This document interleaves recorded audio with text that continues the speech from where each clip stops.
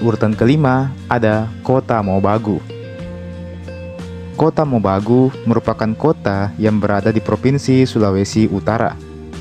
Jaraknya dari ibu kota Provinsi Sulawesi Utara, yakni Kota Manado, adalah sekitar 180 km.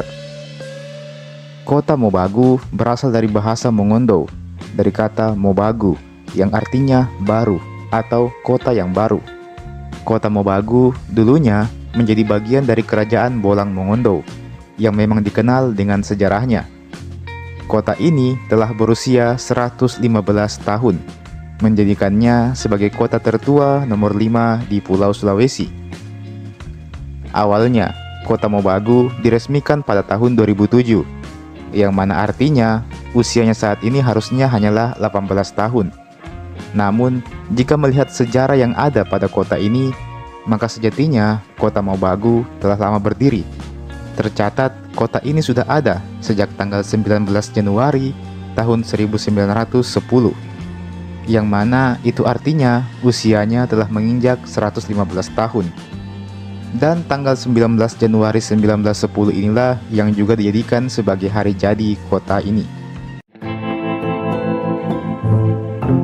Yang keempat adalah Kota Gorontalo.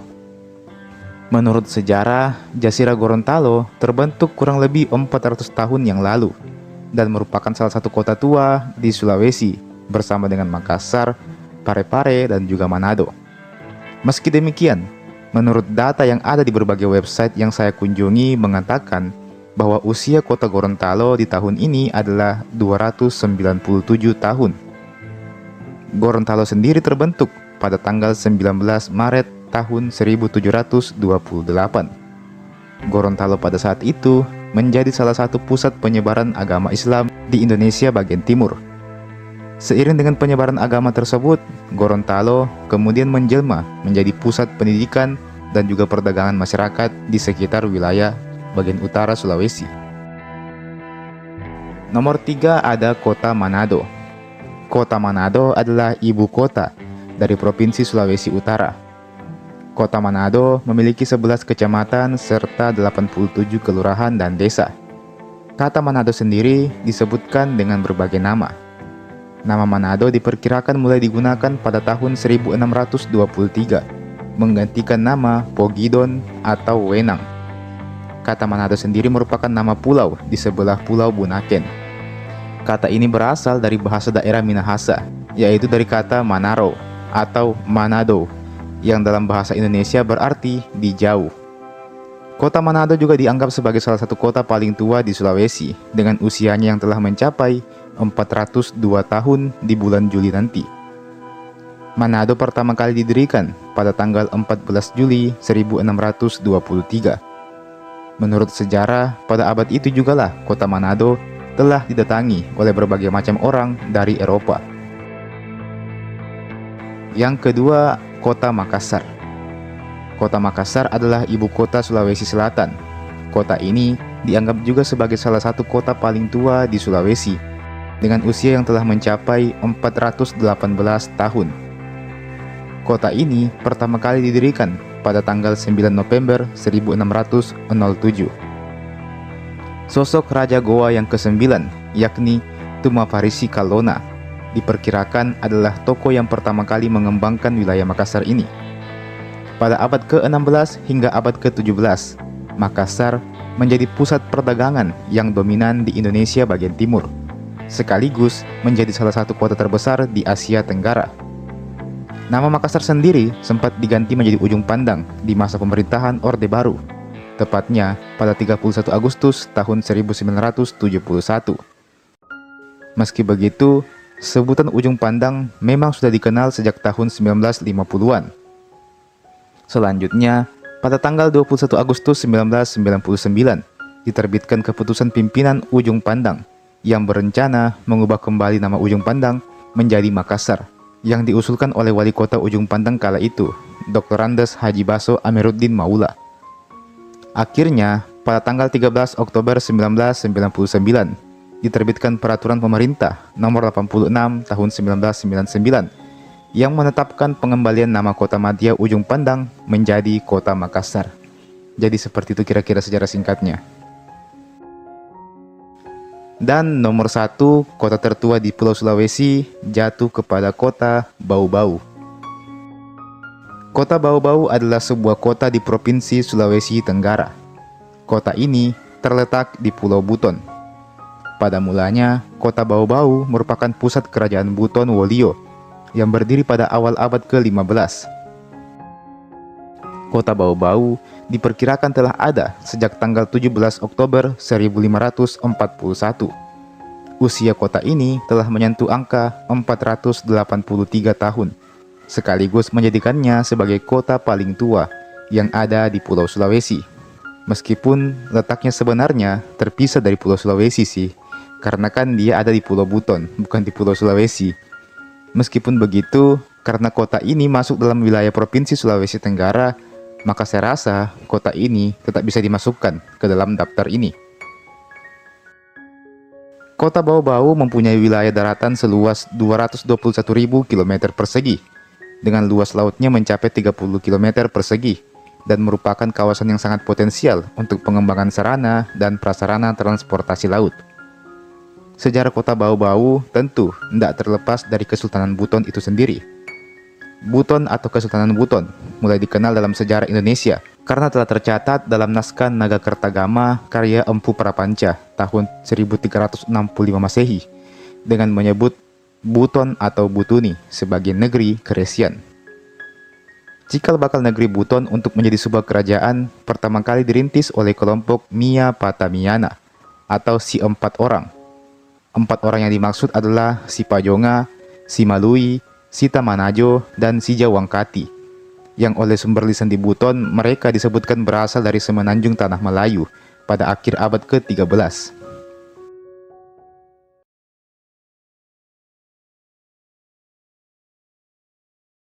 Nomor 1. Suku Gorontalo. Menurut sejarah, Jazirah Gorontalo terbentuk kurang lebih 400 tahun yang lalu dan merupakan salah satu kota tua di Sulawesi selain Makassar, Parepare, dan Manado. Mengingat statusnya sebagai kota tua, maka tak heran apabila suku Gorontalo yang mendiami daerah tersebut dianggap sebagai salah satu yang tertua di Sulawesi. Suku Gorontalo atau yang sering disebut dengan Hulontalo yang banyak bermukim di Provinsi Gorontalo diperkirakan memiliki jumlah penduduk sekitar 1,2 juta jiwa, dengan masyarakat yang sebagian besar merupakan seorang Muslim. Orang-orang Gorontalo banyak yang berprofesi sebagai nelayan dan juga petani. Yang kedua, suku Mongondo. Suku Mongondo adalah sebuah etnis di Indonesia. Dahulu, suku ini memiliki kerajaan yang bernama Bolang Mongondo, yang kemudian pada tahun 1958 secara resmi bergabung ke dalam Indonesia serta menjadi Kabupaten Bolang Mongondo. Suku ini mayoritas bermukim di Sulawesi Utara dan Gorontalo. Orang-orang suku Mongondo mempercayai bahwa nenek moyang mereka berasal dari pasangan Guma Langit dan Tende Duata, serta pasangan Tumo Toiboko dan Tumo Toibokat yang tinggal di Gunung Komasan. Masing-masing dari pasangan ini menurunkan keturunan yang kemudian menjadi suku Mongondo. Yang ketiga, suku Moronene. Suku Moronene sendiri sebetulnya merupakan suku asli pertama yang bermukim di wilayah Sulawesi Tenggara. Namun, pamornya kalah dibanding dengan suku Tolaki, karena pada abad ke-18, kerajaan Moronene kalah dari kerajaan suku Tolaki. Kebanyakan dari penduduk suku Moronene memeluk agama Islam. Di masa lalu, suku Moronene dahulu sering menerapkan sistem ladang berpindah dalam usaha pertanian yang dilakukannya. Namun sekarang mereka sudah mulai untuk hidup menetap dan telah meninggalkan sistem tersebut. Salah satu kelebihan suku Moronene adalah sangat mencintai alam sekitar. Kecintaan mereka pada alam membuat keseimbangan ekosistemnya selalu terjaga. Yang keempat, suku Minahasa. Daerah Minahasa termasuk salah satu tempat migrasi pertama orang-orang Austronesia ke arah selatan pada akhir milenium ketiga dan kedua. Menurut mitologi sendiri, orang Minahasa adalah keturunan dari Toar dan Lumimut. Suku Minahasa dapat disebut sebagai suku terbesar yang mendiami Provinsi Sulawesi Utara. Masyarakat Minahasa banyak yang menjadi penganut agama Kristen Protestan. Setidaknya ada sekitar 80% dari populasi masyarakat Minahasa yang menjadi penganut Kristen Protestan. Sementara 20% sisanya merupakan pemeluk Islam, Hindu, hingga Buddha. Yang kelima, suku Buton. Suku Buton merupakan kelompok masyarakat yang banyak mendiami wilayah Sulawesi Tenggara, atau tepatnya di Pulau Buton. Sebagian besar masyarakat Buton merupakan para pelaut yang handal. Maka, bukan suatu yang mengherankan apabila banyak orang yang menyebut suku Buton sebagai suku pelaut. Sama halnya dengan suku Bugis dan Mandar, suku Buton telah banyak yang melakukan perjalanan laut hingga ke berbagai penjuru Nusantara. Orang-orang Buton banyak yang memeluk agama Islam. Untuk bahasa yang digunakan dalam berkomunikasi adalah bahasa Wolio. Yang keenam, suku Makassar. Suku Makassar termasuk dalam rumpun suku Bentong, Kongko, hingga Selayar. Kebanyakan mereka yang termasuk suku Makassar ini banyak bermukim di daerah Makassar, Goa, Maros, Jeneponto, Takalar, Bantaeng, hingga Selayar. Mangkasara adalah sebutan yang disematkan kepada suku ini. Mangkasara memiliki makna sikap yang terbuka kepada siapapun. Di sisi lain, Mangkasara juga memberikan gambaran mengenai bagaimana keberanian dan sikap penakluk daripada orang-orang Makassar ini. Sumber-sumber Portugis pada permulaan abad ke-16 telah mencatat nama Makassar. Bahkan dalam syair ke-14 Nagakertagama karangan Prapanca, nama Makassar, Pulau-Pulau Makassar, atau lebih dikenal saat ini dengan Pulau Sulawesi, telah tercantum. Yang ketujuh, suku Toraja.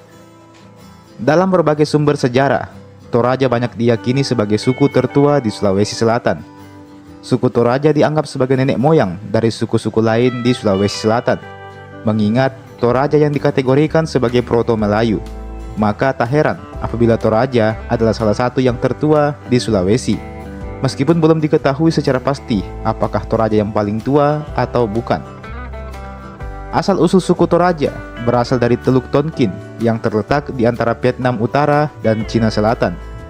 Awalnya, imigran asal Teluk Tonkin ini tinggal di wilayah pantai yang ada di Sulawesi, namun mereka pindah ke dataran tinggi yang sampai saat ini masih didiami oleh suku Toraja. Disebutkan juga bahwa masyarakat yang mendiami tanah Toraja ini adalah hasil pencampuran dari penduduk lokal yang memang tinggal di dataran tinggi Sulawesi Selatan dengan para imigran dari Teluk Tonkin di Yunan, Cina Selatan. Mereka berlabuh di sekitar hulu sungai, yakni daerah Endrekang, dan kemudian membangun pemukiman di sana. Yang kedelapan, suku Kaili. Suku Kaili adalah salah satu suku asli yang mendiami wilayah Sulawesi Tengah, khususnya di sekitar kota Palu dan sekitarnya. Suku Kaili terutama mendiami daerah pegunungan dan pesisir di wilayah tersebut. Suku ini memiliki kebudayaan, bahasa, dan adat istiadat yang khas. Suku Kaili atau etnik Kaili adalah salah satu kelompok etnis yang memiliki rumpun etnik sendiri. Ada puluhan rumpun suku Kaili, seperti rumpun Kaili Redo, rumpun Kaili Rai, rumpun Kaili Moma, rumpun Kaili Daa, rumpun Kaili Inde, rumpun Kaili Tara, dan masih banyak lagi. Yang kesembilan, suku Mandar. Berdasarkan sejarah, suku Mandar telah ada sejak abad ke-16. Terbentuknya suku Mandar berawal dari adanya persekutuan 7 kerajaan di wilayah pesisir, atau biasa disebut dengan istilah Pitu Bagbana Binanga, dengan 7 kerajaan yang ada di wilayah pegunungan, atau Pitu Ulun Nasalu. Ke-14 kerajaan ini memutuskan untuk bersatu dan akhirnya membentuk etnis masyarakat yang bernama suku Mandar. Yang ke-10, suku Bugis. Sejumlah sumber menyebutkan bahwa suku Bugis merupakan salah satu suku tertua yang mendiami Indonesia. Diperkirakan Nenek moyang suku Bugis merupakan suku Deutero Melayu yang telah melakukan migrasi sekitar 3000 hingga 1200 Masehi. Suku Bugis dalam kesehariannya masih banyak yang bertutur dengan bahasa Bugis. Berdasarkan catatan yang ada, suku Bugis dikenal sebagai suku bangsa yang sangat tahan banting. Mereka berani merantau hanya dengan modal nekat saja. Dan itulah yang membuat mereka meninggalkan banyak nama di berbagai negara sampai saat ini.